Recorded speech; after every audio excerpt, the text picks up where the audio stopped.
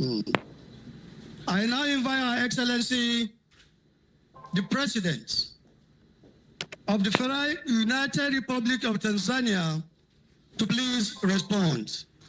Madam President. Thank you very much. Your Excellency Abdullahi Audu Suley, Executive Governor of Nasarawa State, His Royal Highness Al-Hajj Dr. Shehu Usman Chido Ya Musa III, Chancellor of the Nasarawa State University, Professor Al-Tahir Muhammad Jega, Professor Chancellor of the Nasarawa State University, Professor Saadatu Hassan Liman, Vice Chancellor of the Nasarawa State University, members of the Governing Council, members of the teaching community, honorable ministers, members of the National Assembly, members of the Diplomatic Corps, distinguished guests, dear graduates, ladies and gentlemen, I think it's good afternoon. I'm honored to address you on this auspicious occasion, marking the 25th anniversary of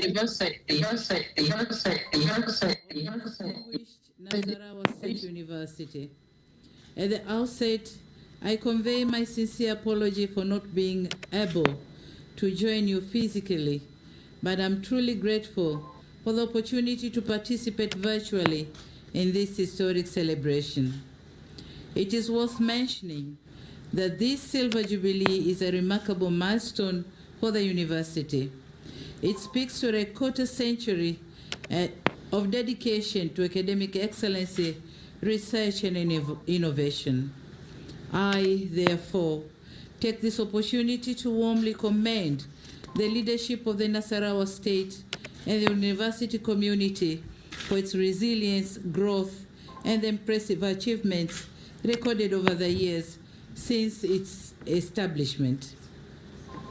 Indeed, from its humble beginning to its current standing, the university has distinguished itself as a center of learning, custodian of academic knowledge, and a beacon of hope for future generations. Chancellors, Vice Chancellors, Excellencies, ladies and gentlemen, I'd also like to take this opportunity to thank the Chancellor for the kind words you said about me and my dear country in the citation.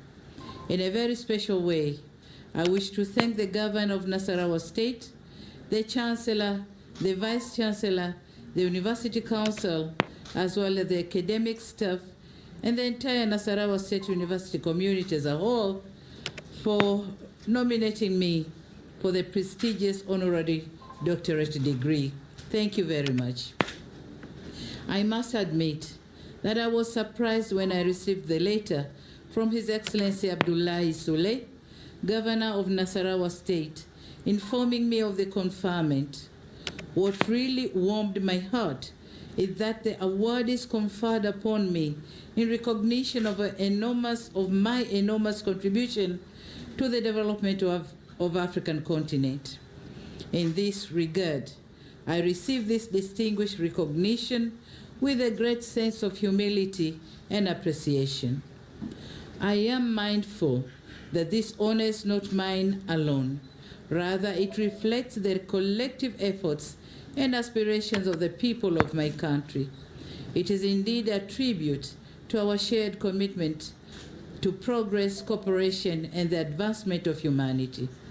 In this respect, I dedicate this award to the people of the United Republic of Tanzania, my predecessors and peers who have mentored, supported, and guided me over the years to earn the recognition of this esteemed university. Excellencies, ladies and gentlemen, on this special occasion, allow me to briefly share with you my leadership journey, hoping that it will inspire young women of Nasarawa and across the African continent to strive for greatness and not settling for less. As some of you might be aware, I come from a modest family background, raised in a simple village environment where life was defined by humility, hard work, and strong community values.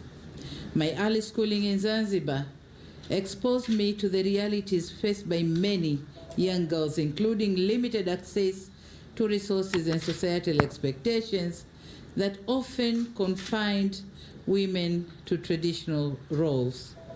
These experiences shaped my resolve to challenge such limitation, not only for myself, but for others as well.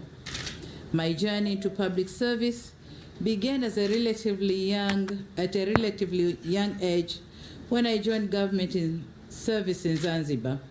I started in junior administrative roles and rose throughout the ranks of public administration, governance, and service delivery, where I gained massive experience. These formative years in government were crucial, and they allowed me to greatly understand the needs of ordinary citizens and the importance of responsive leadership. My transition to national leadership came when I was elected as the Vice President of the United Republic of Tanzania in 2015.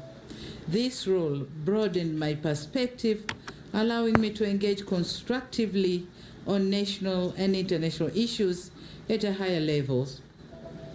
In March 2021, following the demise of my predecessor, I assumed the office of President, becoming the first woman to lead Tanzania. Throughout my journey, I've remained deeply committed to the empowerment of women and girls and creating opportunities for others. I have consistently advocated for women's inclusion in leadership, education, and economic activities, knowing fully that no society can achieve its full potential while leaving half of its population behind.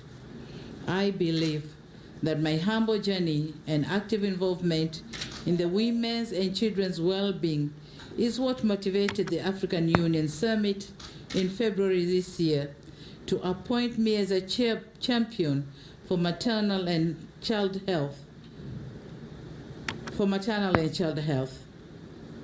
I have also served as a champion of African Continental Free Trade Area on women and youth in trade and a champion of clean cooking energy in Africa. Your Royal Highness, Chancellor of the Nasarawa State University, Excellencies, ladies and gentlemen, I'm convinced that my story is not unique to me alone. It represents a wider spectrum of experiences that women encounter in their fully daily routines.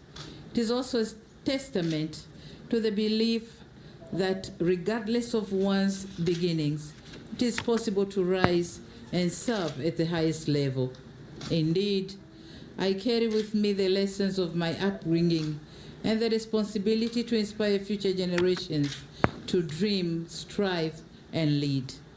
In this context, I accept this honor with a renewed sense of responsibility. I am particularly proud to join the Legion of Distinguished Alumni of Nasarawa State University, including my sister and my friend, Madam Amina Mohammed, Deputy Secretary General of the United Nations, my brother, Mr. Aliko Dangote, as well as my fellow alumni, Alhaji Abdul Samad Rabiu and Dr. Mahmoud Ahmadu. I join other ambassadors of this great institution and will continue to uphold its values wherever I may be, and I look forward to strengthening the bonds between the university and my country in the years ahead. To the leadership of the Nasarawa State University, noting that in its 25 years of existence, the university excels in academic excellency, research, and project management.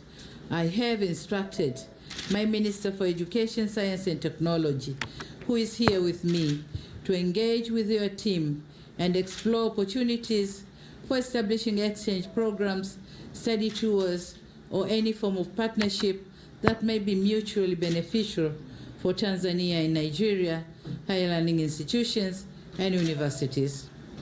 Your Excellency, Governor of Nasarawa State, Chancellors and Vice Chancellor of the Nasarawa State University, Excellencies, ladies and gentlemen, in closing, I take this opportunity to extend my heartfelt congratulations to all graduates.